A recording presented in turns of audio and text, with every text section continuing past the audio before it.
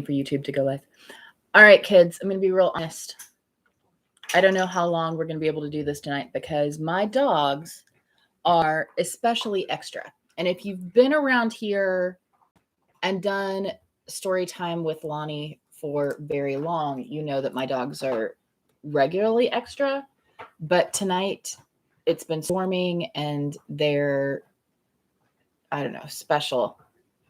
And so they're growling and barking at, from what I can tell, literally nothing.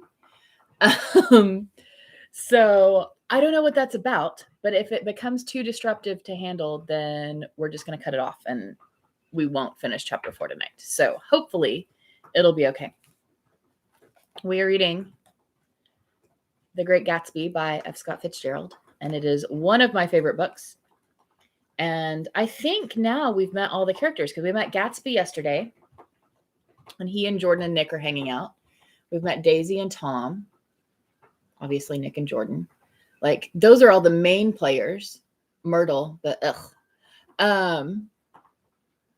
yeah, so now it's just the plot begins to thicken and we figure out how they're going to lead all their little messed up lives. So that'll be fun. Let's dig in. Chapter 4 of The Great Gatsby by F. Scott Fitzgerald. On Sunday morning, while the church bells rang in the villages along the shore, the world and its mistress returned to Gatsby's house and twinkled hilariously on the lawn. "He's a bootlegger," said the young ladies, moving somewhere between his cocktails and his flowers. "One time he killed a man who had found out that he was the nephew to von Hindenburg and second cousin to the devil. Reach me a rose, honey, and pour me a last drop into that there crystal glass." Once I wrote down on the empty spaces of a timetable the names of those who came to Gatsby's house that summer. It was an old timetable now, disintegrating at its folds and headed, "This schedule in effect July 5th, 1922. But I can still read the gray names, and they will give you a better impression than my generalities of those who accepted Gatsby's hospitality and paid him the subtle tribute of knowing nothing whatever about him.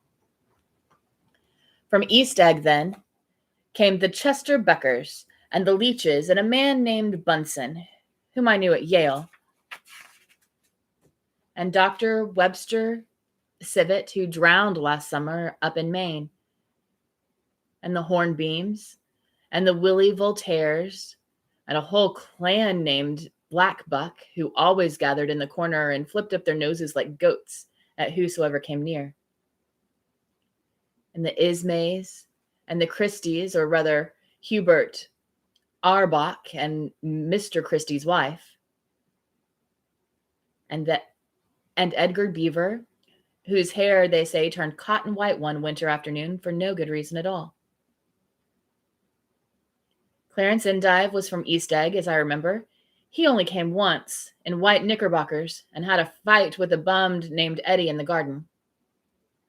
From further out on the island came the Cheadles, and the O.R.P. Schraders, and the Stonewall Jackson Abrams of Georgia, and the Fishguards, and the Ripley Snells. Snell was there 3 days before he went to the penitentiary, so drunk out on the gravel drive that Mrs. Ulysses Sewit's automobile ran over his right hand. The Danceys came too, and S.B. Whitebait, who was well over 60, and Maurice A. Flink, and the Hammerheads, and Beluga the tobacco importer, and Beluga's girls. From West Egg came the Poles, and the Mulreadys, and Cecil Roebuck, and Cecil Schuin, and Gulick, and the state senator, and Newton Orchid, who controlled films par excellence, and Eckhurst, and Clyde Cohen, and Don Esch Swartz, the son, and Arthur McHardy, all connected with the movies in one way or another, and the Catlips, and the Bimbergs, and the G. Earl Muldoon, brother to that Muldoon who afterwards strangled his wife. The Fontano, the promoter, came there, and Ed Legros and James B. Rotgut Ferret, and the De Jongs and Ernest Lilly, they came to gamble. When Ferret wandered into the garden, it meant that he was cleaned out, and associated traction would have to fluctuate profitably the next day. And a man named Kip Splinger was there so often and so long that he became known as the Boarder. I doubt if he had any other home. Of theatrical people, there were Gus Ways and Horace O'Donovan and Lester Meyer and George Duckweed and Francis Bull. Also from New York were the Chromes and the Backheisens and the Dinnikers and Russell Betty and the Corrigans and the Kelhers and the Dewars and the Scullys and S.W. Belcher and the Smirks and the Young Quinns, divorced now, and Henry L. Palmetto, who killed himself by jumping in front of a subway train in Times Square. Benny McClanahan arrived always with 4 girls. They were never quite the same ones in physical person, but they were so identical one with another that it inevitably seemed they had been there before. I've forgotten all their names. Jacqueline, I think, or else Consuela or Gloria or Judy or June, and their last names were either the melodious names of flowers and months, or the sterner ones with great American capitalists whose cousins, if pressed, they would confess themselves to be. In addition to all these, I can remember that Faustina O'Brien came there at least once, and the Baedeker girls, and young Brewer, who had his nose shot off in the war, and Mr. Albrechtsberger, and Miss Hagg, his fiancée, and Ardita Fitzpeters, and Mr. P. Jewett, once head of the American Legion, and Miss Claudia Hip, with a man reputed to be her chauffeur, and a prince of something who we called Duke, and a prince of something whom we called Duke, and whose name, if I ever knew it, I've forgotten. All of these people came to Gatsby's house in the summer. At 9 o'clock one morning, late in July, Gatsby's gorgeous car lurched up the rocky drive to my door and gave out a burst of melody from its 3-noted horn. It was the first time he had called on me, though I had gone to 2 of his parties, mounted in his hydroplane, and, at his urgent invitation, made frequent use of his beach. "Good morning, old sport. You're having lunch with me today, and I thought we'd ride up together." He was balancing himself on the dashboard of his car with that resourcefulness of movement that is so peculiarly American. That comes, I suppose, with the absence of lifting work or rigid sitting in youth, and even more with the formless grace of our nervous, sporadic games. This quality was continually breaking through with his punctilious manner in the shape of restlessness. He was never quite still. There was always a tapping foot somewhere, or the impatient opening and closing of a hand. He saw me looking with admiration at his car. "It's pretty, isn't it, old sport?" He jumped off to give me a better view. "Had you ever seen it before?" I'd seen it. Everybody had seen it. It was a rich cream color, bright with nickel, swollen here and there with its monstrous link, with triumphant hat boxes and supper boxes and tool boxes, and terraced with a labyrinth of windshields that mirrored a dozen suns. Sitting down behind many layers of glass in a sort of green leather conservatory, we started to town. I had talked with him perhaps half a dozen times in the past month, and found, to my disappointment, that he had little to say. So my first impression, that he was a person of some undefined consequence, had gradually faded, and he had become simply the proprietor of an elaborate roadhouse next door. And then came the disconcerting ride. We hadn't reached West Egg Village before Gatsby began leaving his elegant sentences unfinished and slapping himself indecisively on the knee of his caramel-colored suit. "Look here, old sport," he broke out surprisingly. "What's your opinion of me, anyhow?" A little overwhelmed, I began with generalized evasions, which that question deserves. "I'm going to tell you something about my life," he interrupted. "I don't want you to get the wrong idea of me from all those stories you hear." so he was aware of the bizarre accusations that flavored conversation in his halls. I'll tell you God's truth. His right hand suddenly ordered divine retribution to stand by. I am the son of some wealthy people in the Middle West, all dead now. I was brought up in America, but educated at Oxford because all my ancestors have been educated there for some years. It's a family tradition. He looked at me sideways, and I knew why Jordan Baker had believed he was lying. He hurried the phrase, educated at Oxford, or swallowed it and choked on it as though it bothered him before. And with this doubt, his whole statement fell to pieces, and I wondered if there wasn't something a little sinister about him after all. What part of the Middle West? I inquired casually. San Francisco. Ah, I see. My family all died, and I came to a good deal of money. His voice was solemn, as if the memory of that sudden extinction of clans still haunted him. For a moment, I suspected that he was pulling my leg, but a glance at him convinced me otherwise. After that, I lived like a young Raja in the capitals of Europe, Paris, Venice, Rome, collecting jewels, chiefly rubies, hunting big game, painting a little, things for myself only, and trying to forget something very sad that had happened to me long ago. With an effort, I managed to restrain my incredulous laughter. The very phrases were worn so threadbare that they evoked no image except of that turbaned character leaking sawdust at every pore as he pursued a tiger through the Bois de Boulogne. Then came the war, old sport. It was a great relief, and I tried very hard to die, but I seemed to bear an enchanted life. I accepted a commission as first lieutenant when it began. In the Argonne Forest, I took 2 machine gun detachments so far forward that there was half a mile gap on either side of us where the infantry couldn't advance. Stayed there 2 days and 2 nights, 130 men with 16 Louis guns. And when the infantry came up, at last, they found the insignia of 3 German divisions among the piles of dead. I was promoted to be major, and every Allied government gave me a decoration. Even Montenegro, little Montenegro, down on the Adriatic Sea. Little Montenegro. He lifted up the words and nodded at them with his smile. The smile comprehended Montenegro's troubled history and sympathized with the brave struggles of the Montenegrin people. I appreciated fully the chain of national circumstances which had elicited his tribute to Montenegro's warm little heart. My incredulity was submerged in fascination now. It was like skimming hastily through a dozen magazines. He reached in his pocket. A piece of metal slung on a ribbon fell into my palm. That one's from Montenegro.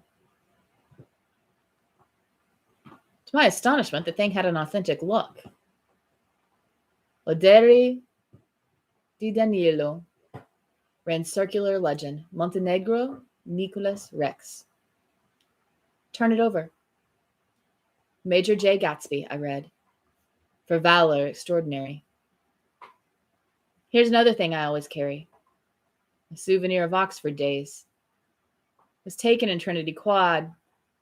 The man on my left is now the Earl of Doncaster. It was a photograph of half a dozen young men in blazers loafing in an archway through which were visible a host of spires. There was Gatsby, looking a little, not much younger, with a cricket bat in his hand. It was all true. I saw the skins of tigers flaming his palace on the Grand Canal. I saw him opening a chest of rubies to ease, with their crimson-lighted depths, the gnawings of his broken heart. I'm going to make a big request of you today, he said, pocketing his souvenirs with satisfaction. So I thought you ought to know something about me. I didn't want you to think I was just some nobody. You see, I usually find myself among strangers because I drift here and there, trying to forget that sad thing that happened to me. He hesitated. You'll hear about it this afternoon. At lunch? No, this afternoon. I happened to find out that you're taking Miss Baker to tea. Do you mean you're in love with Miss Baker? No, old sport, I am not. But Miss Baker has kindly consented to speak to you about this matter. I hadn't the faintest idea what this matter was, but I was more annoyed than interested. I hadn't asked Jordan to tea in order to discuss Mr. J. Gatsby. I was sure the request would be something utterly fantastic, and for a moment I was sorry I'd ever set foot upon his overpopulated lawn. He wouldn't say another word. His correctness grew on him as we neared the city.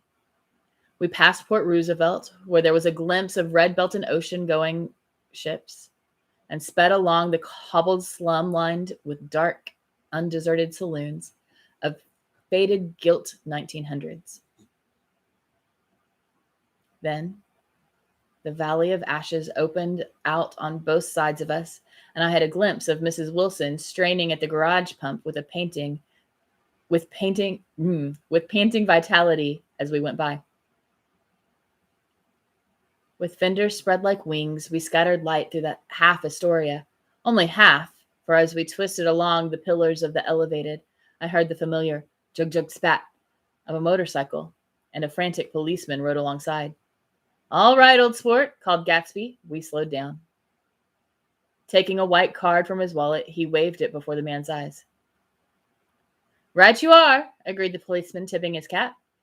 "Know you next time, Mr. Gatsby. Excuse me." "What was that?" I inquired. "The picture of Oxford?" "I was able to do the commissioner a favor once. He sends me a Christmas card every year."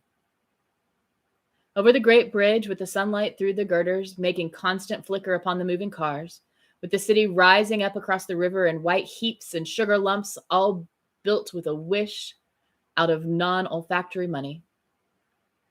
The city seen from the Queensboro Bridge is always the city seen for the first time, in its first wild promise of all the mystery and beauty in the world. A dead man passed us in a hearse heaped with blooms, followed by 2 carriages with drawn blinds, and by more cheerful carriages for friends.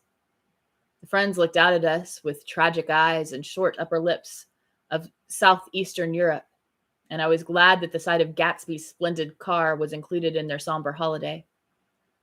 As we crossed Blackwell's Island, and a limousine passed us, driven by a white chauffeur, in which sat 3 modish Negroes, 2 bucks and a girl. I laughed aloud as the yolks of their eyeballs rolled toward us in haughty rivalry. Anything can happen now we've slid over this bridge, I thought. Anything at all. Even Gatsby could happen, without any particular wonder. Roaring noon, in a well-fanned 42nd Street cellar, I met Gatsby for lunch.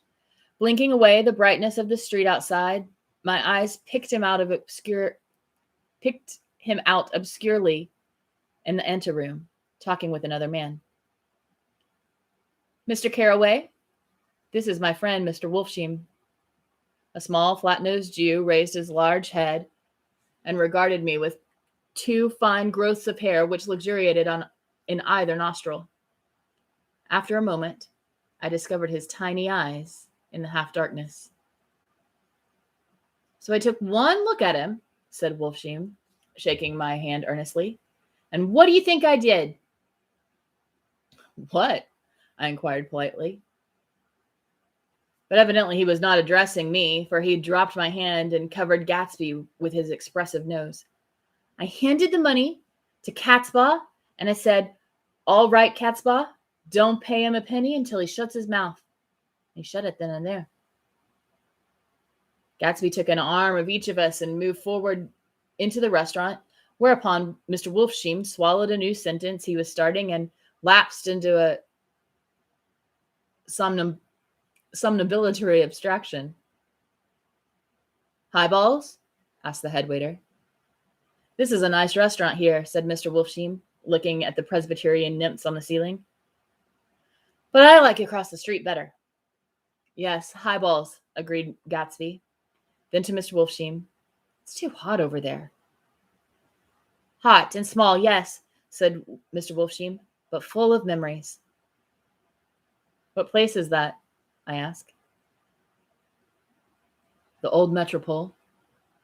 The old metropole, brooded Mr. Wolfsheim gloomily, filled with faces dead and gone, filled with friends gone now forever. I can't forget so long as I live the night they shot Rosie Rosenthal there.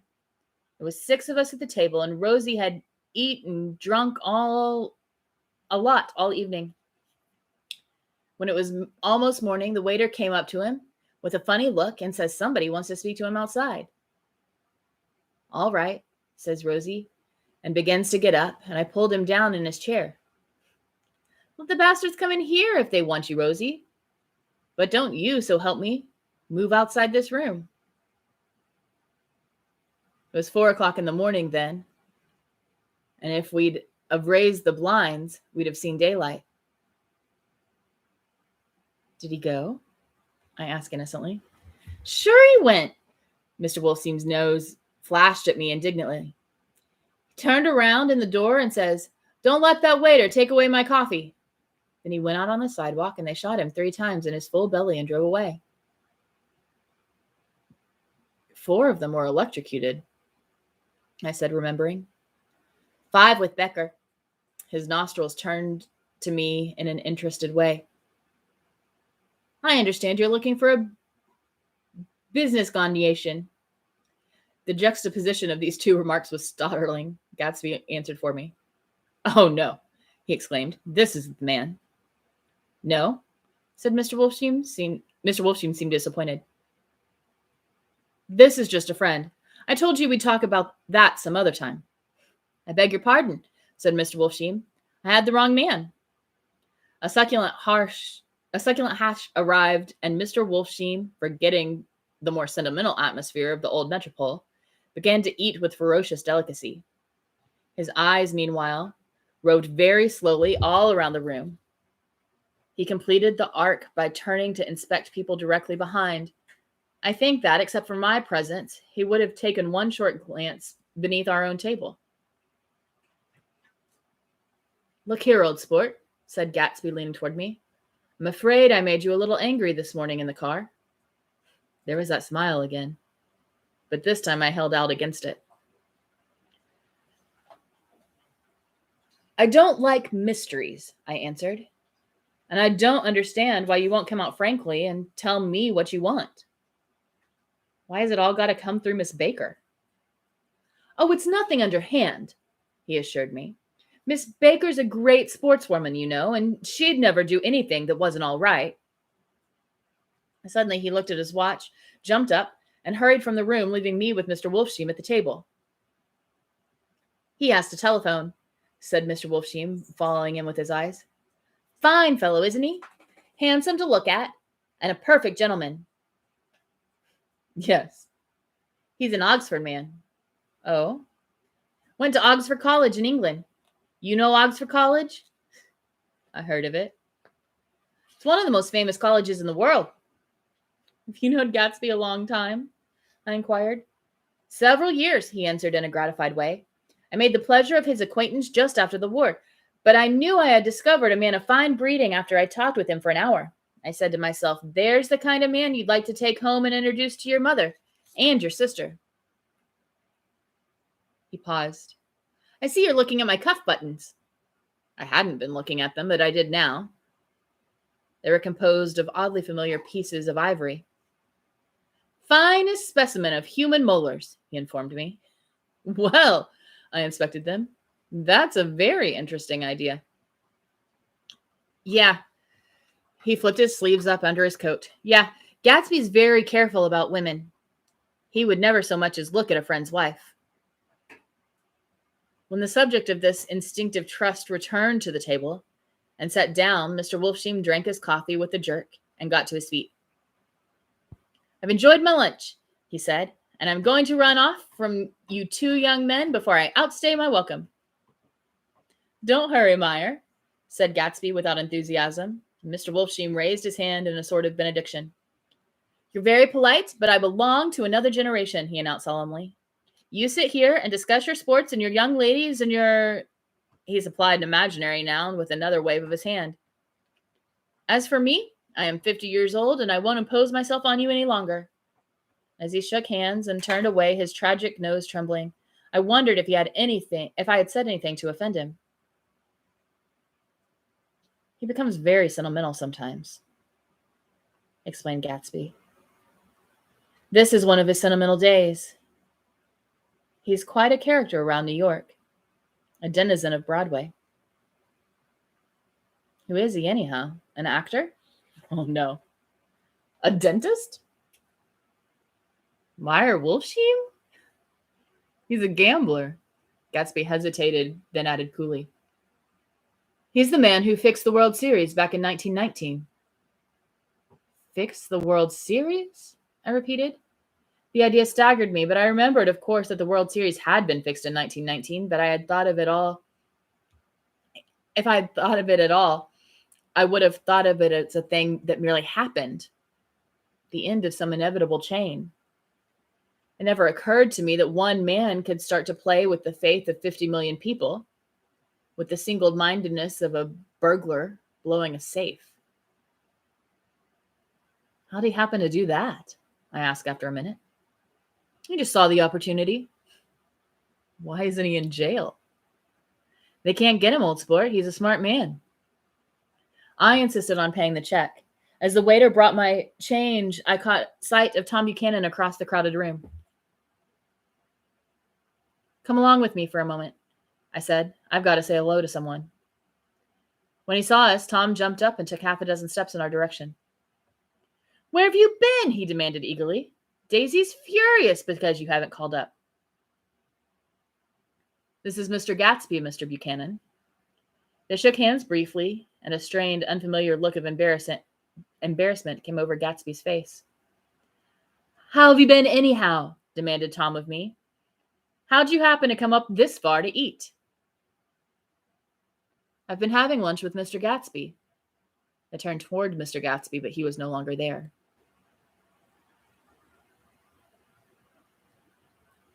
One October day in 1917, said Jordan Baker that afternoon, sitting up very straight on a straight chair in a tea garden at the Plaza Hotel. I was walking along one place to another, half on the sidewalks and half on the lawns, and I was happier on the lawns because I had shoes on from England with rubber knobs on the soles that bit into the soft ground. I had a new plaid skirt that blew a little in the wind, and whenever this happened, the red, white, and blue banners in the front of all the houses stretched out stiff and said in a disapproving way. The largest of the banners and the largest of the lawns belonged to Daisy Fay's house. She was just 18, 2 years older than me, and by far the most popular of all the girls in Louisville. She dressed in white and had a little roadster, and all day long the telephone rang in her house, and excited young officers from Camp Taylor demanded the privilege of monopolizing her that night, anyways for an hour. And when I came opposite her house that morning, her white roadster was beside the curb, and she was sitting in it with a lieutenant I had never seen before. They were so engrossed in each other that she didn't see me until I was 5 feet away. Hello, Jordan, she called unexpectedly. Please come here. I was flattered that she wanted to speak with me because of all the older girls, I admired her the most.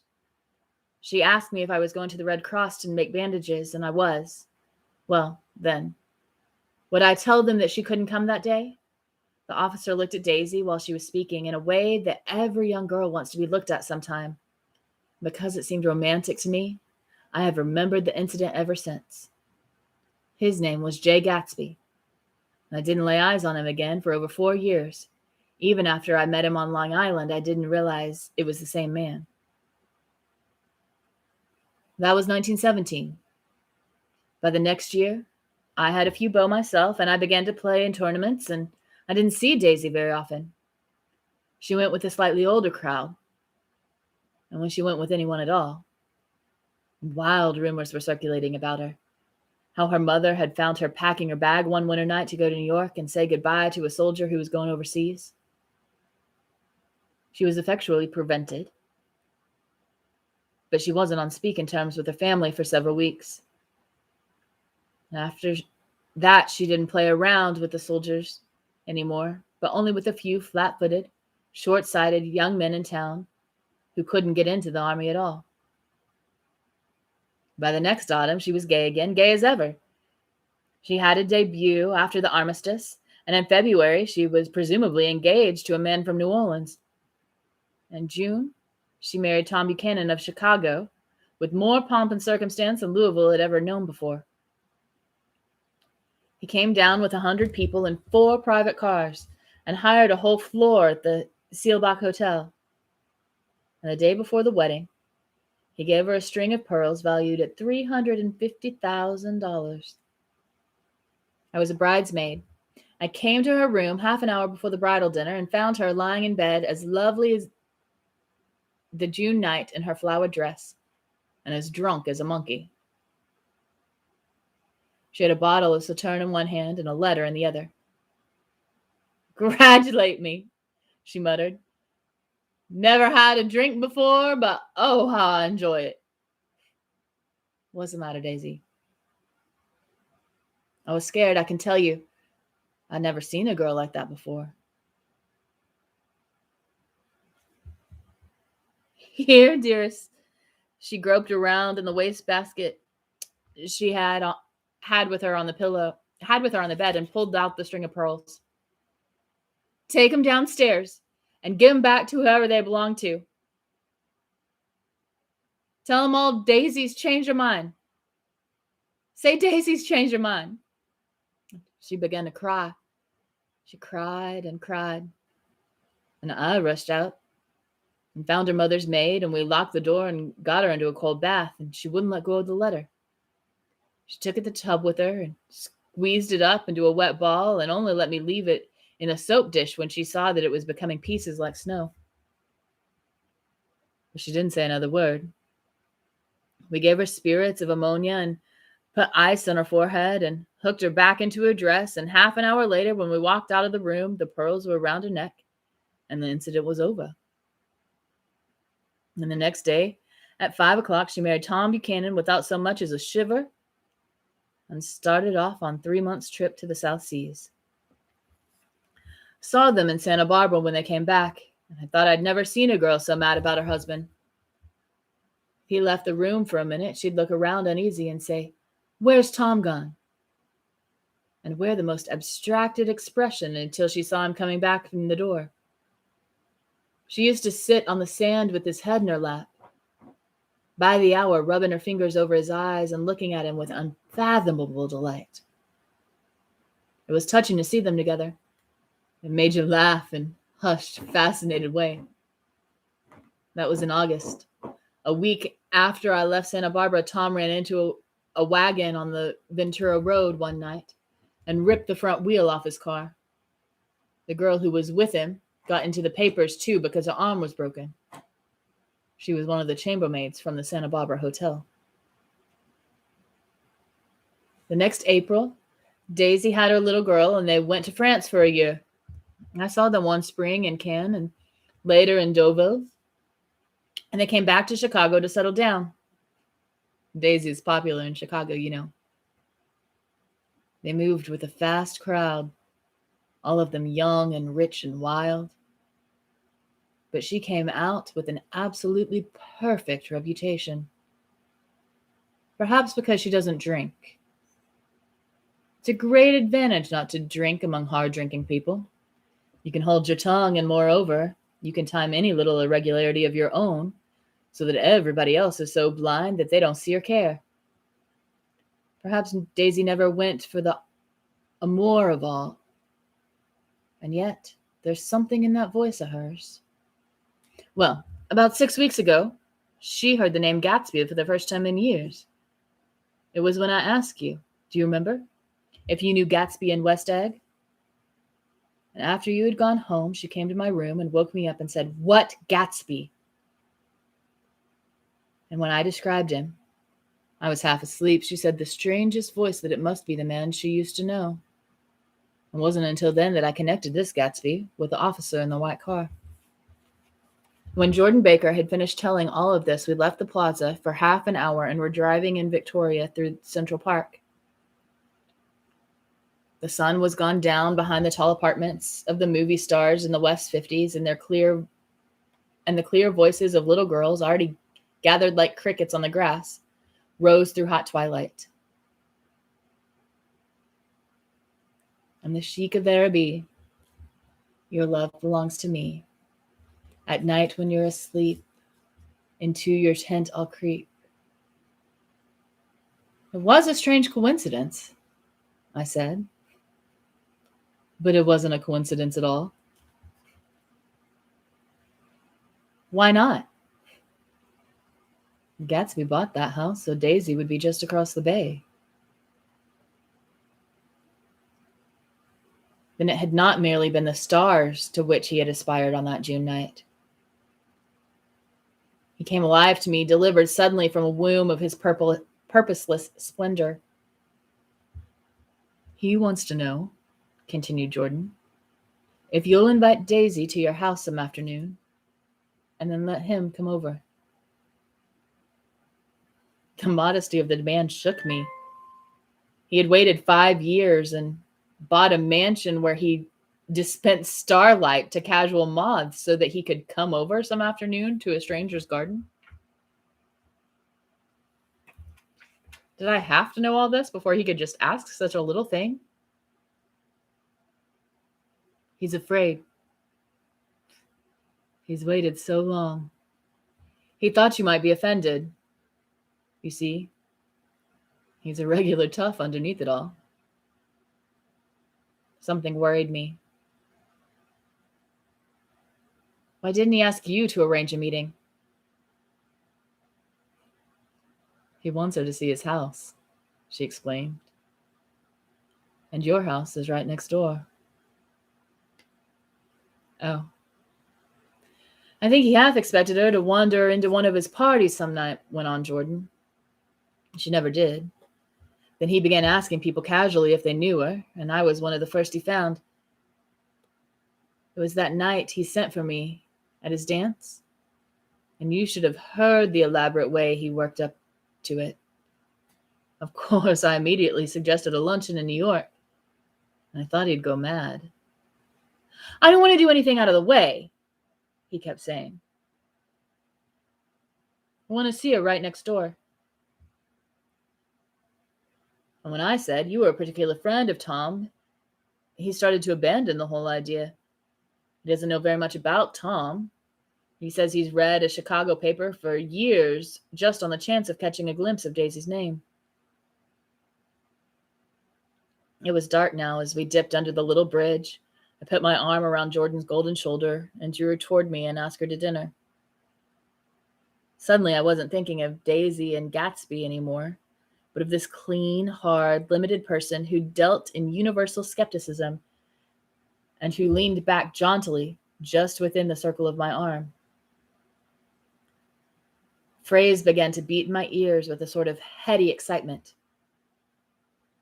There are only the pursued, the pursuing, the busy, and the tired.